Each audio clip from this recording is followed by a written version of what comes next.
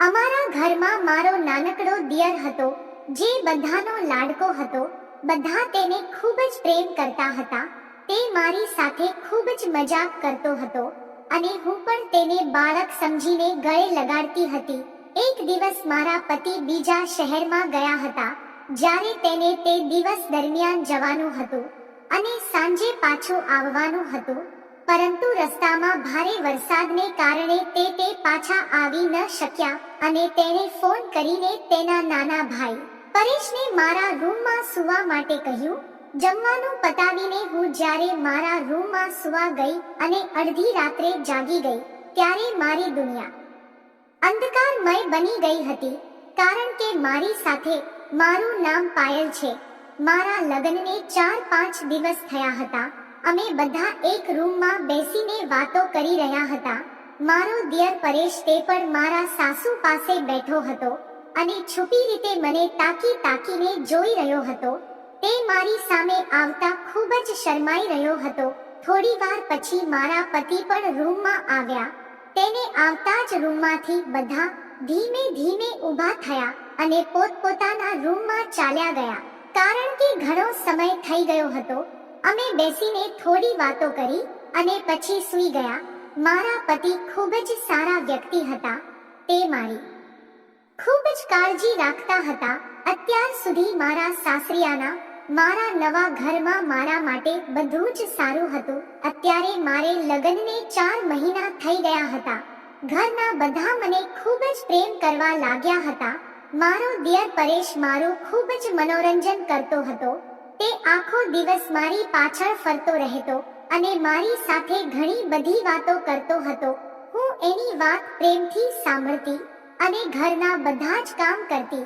એક દિવસ તે તેના રૂમમાં બેસીને મોબાઈલ જોઈ રહ્યો હતો. અચાનક હું તેના રૂમમાં ગઈ. તે તરત જ ડરી ગયો અને ફોન બંધ કરી દીધો. મને થોડી શંકા ગઈ. મેં તેને કહ્યું કે તમે શું જોઈ રહ્યા હતા કે તમે મને જોઈને અચાનક ફોન બંધ કરી દીધો? પણ મારે એ જાણવાનું હતું કે તે શું જોઈ રહ્યો હતો. હું રૂમની બહાર આવી અને તેને છુપાઈ રીતે જોવા લાગી. તેણે એમ વિચાર્યું કે ભાભી ચાલ્યા ગયા છે, તેથી તે ફરીથી મોબાઈલ જોવા લાગ્યો. મેં જોયું કે તે એક હોરર મૂવી જોઈ રહ્યો હતો. મેં વિચાર્યું કે મારા સાસુ અને મારા પતિ તેને હોરર મૂવી જોવાની ના પાડે છે, કારણ કે તેને આખી રાત ડરાવના સપના આવતા હતા અને તે ઘરમાં બધાને ડરાવી દેતો. તે ઊંઘતો ન હતો અને આખી રાત જોરથી ચીસો પાડતો. મેં અંદર આવીને કહ્યું કે આજે હું તારા ભાઈને તારી ફરિયાદ કરીશ. આ સાંભળતા તેણે રડતો ચહેરો કર્યો અને કહ્યું, આજ પછી હું તેમ નહીં કરું. મહેરબાની કરીને મારા ભાઈને કહેતા નહીં. મેં તેને છોડી દીધો. મને મારું સાસરિયું પણ મારા ઘરે જેવું જ લાગતું હતું.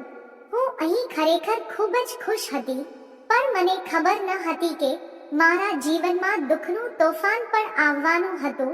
એક દિવસ હું મારા રૂમમાં બેસીને મેકઅપ કરતી હતી, કારણ કે મારા પતિના ઘરે આવવાનો સમય થઈ ગયો હતો. પણ તે પહેલા પરેશ મારા રૂમમાં આવ્યો અને મને મેકઅપ કરતા ધ્યાનથી જોવા લાગ્યો અને તેણે લિપસ્ટિક ઉપાડીને મને આપી અને કહ્યું, ભાભી આ લગાવો, મને આ ખૂબ જ ગમે છે. મેં વિચાર્યું કે દિયર જ છે ને, તેને કેમ દુખી કરવા, અને મેં તે જ લિપસ્ટિક લગાવી.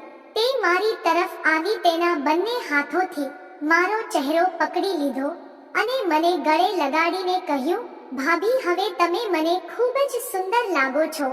મને તેની આ ક્રિયા ખૂબ જ વિચિત્ર લાગી અને મેં તેને પાછો ધકેલી દીધો અને ગુસ્સાથી તેની સામે જોવા લાગી. તે સમજી ગયો અને બોલ્યો, ભાભી તમે ગુસ્સે થઈ ગયા છો. તમે મારી મોટી બહેન જેવા છો. તમે નસીબદાર છો કે તમે મને મારા કરતા પણ વધુ વાલા લાગો છો. પણ કદાચ તમને પ્રેમ કરવાનું ખરાબ લાગ્યું. મને માફ કરો. અને આમ કરીને તે મારા રૂમમાંથી બહાર નીકળી ગયો. હવે મને મારા વિચારો પણ ખરાબ લાગી રહ્યું હતું. હું વિચારી રહી હતી કે પરેશ મને તેની મોટી બહેન સમજીને ગળે લગાડી હતી અને હું ખૂબ જ ખરાબ વિચારતી હતી અને મને મારી જાત પર શરમ પણ આવતી હતી. પણ પછી બીજે દિવસે ફરી તેમણે મારી સાથે આવું જ વર્તન કર્યું. તે મારા ગળા પર હાથ મૂકીને અહીં ત્યાં ફરતો. મારા હૃદયમાંથી અવાજ આવ્યો કે કદાચ આ બધું ખોટું થઈ રહ્યું છે, પણ મારું દિમાગ કહે છે કે એવું નથી. તે નાનું બાળક છે અને તે મારી સાથે તેની મોટી બહેનની જેમ માને છે. જો કે પરેશ એટલો નાનો ન હતો. ઊંચાઈમાં તે મારા કરતા ઊંચો હતો, પરંતુ તે માત્ર 15 વર્ષનો હતો. એક દિવસ હું રસોડામાં રસોઈ બનાવી રહી હતી. પરેશ સ્કૂલથી આવ્યો તો તે સીધો મારી પાસે રસોડામાં આવ્યો. આવતાની સાથે જ મેં તેને કહ્યું કે જા ડ્રેસ બદલી આવ, ત્યાં સુધી હું તારી માટે રસોઈ બનાવું છું. તેણે મને ગળે લગાવી, પણ મને ઘણો પરસેવો થઈ રહ્યો હતો, એટલે મેં તેને પાછળ ધકેલી દીધો અને તે મારી નજીક આવ્યો અને મારા ચહેરા પરનો પરસેવો હાથ વડે લૂંવા લાગ્યો અને કહ્યું, ભાભી તમે આટલું કામ કેમ કરો છો?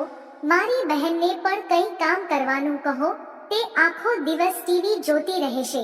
તેથી મેં તેના પર હસીને કહ્યું કે જ્યારે તમે લગ્ન કરશો ત્યારે હું તમારી પત્નીને બધા કામ કરવા આપીશ.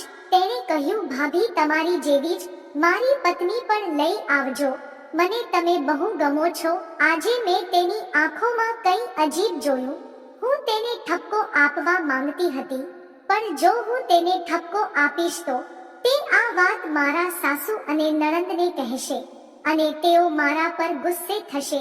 તેથી મેં વિચાર્યું કે મારા પતિની સાથે હું વાત કરીશ અને તેને પ્રેમથી બધું કહીશ, કારણ કે આ દિવસોમાં બધા તેની વહુના વર્તનને જોઈ છે, પણ ક્યારેય તેને કોઈ પૂછતું નથી કે તે આવું કેમ કરે છે. બધાને લાગે છે કે તે અલગ રહેવા માટે આ બધું કરી રહી છે. રાત્રે મારા પતિ આવ્યા અને મેં તેને બધું કહ્યું, પણ તેમણે મારી વાત સાંભળી અને હસવા લાગ્યા અને કહ્યું કે તે નાનું બાળક છે, તે તને માતાની જેમ પ્રેમ કરે છે, તને થોડી ગેરસમજ થઈ હશે, આટલું બધું વિચાર નહીં. ત્યાં જ વાત પૂરી થઈ ગઈ. બીજા દિવસે મેં પરેશ સ્કૂલ ગયો ત્યારે મેં આ વાત સાસુને પણ કહી. તે પણ હસવા લાગ્યા અને તેમણે કહ્યું, પરેશનું કહેવું બિલકુલ સાચું છે, તારું બધું કામ ખૂબ સારું છે. હું ઈચ્છું છું કે મારી બીજી વહુ પણ તારા જેવી જ આવે. હું ચૂપ રહી. પછી મેં આપોઆપ પરેશ સાથે વાત કરવાનું બંધ કરી દીધું અને તેની પાસે જવાનું પણ બંધ કરી દીધું. 1-2 દિવસ પછી તેને આ વાત સમજાય અને મને પૂછ્યું, શું થઈ ગયું ભાભી? મેં કંઈ ખોટું કર્યું છે? આજકાલ તમે મારી સાથે વાત પણ નથી કરતા. મેં હસીને કહ્યું, ના, હું ઘરના કામમાં બહુ વ્યસ્ત છું, એટલે મને સમય નથી મળતો. ખબર નથી, તે પણ મારી વાત ધ્યાનથી સાંભળી રહ્યો હતો અને મારી સામે ધ્યાનથી જોઈ રહ્યો હતો. પછી હસતા હસતા બોલ્યો, તારા ચહેરા પરનું આ તલ મને બહુ જ ગમે છે, બસ એને જોયા કરવાનું મન થાય છે. મેં તેને શાંતિથી કહ્યું, મને આવી રીતે જોવું નહીં અને તારી બહેન સાથે આવી વાત કરાય નહીં. આમ સાંભળવું હોય તો ચૂપ થઈ ગયો અને ત્યાંથી તે કશું જ બોલ્યા વગર ચાલ્યો ગયો. હું પણ ઘરના કામમાં વ્યસ્ત થઈ ગઈ. થોડા દિવસો સારા પસાર થયા અને એક દિવસે અચાનક મારી તબિયત બગડી.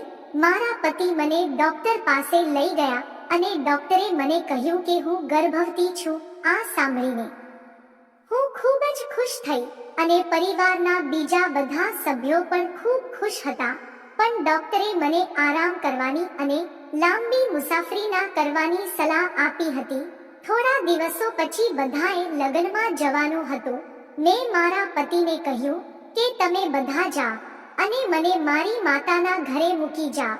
પણ તેણે કહ્યું, ના, પરેશ પણ નથી જઈ રહ્યો, કારણ કે તેની ટેસ્ટ છે જે ખૂબ જ જરૂરી છે. તમે બંને ઘરે જ રહો અને ઘરનું કામ ન કરતા, કારણ કે રાત સુધી અમે ચોક્કસ આવી જઈશું. અને તેઓ ચાલ્યા ગયા.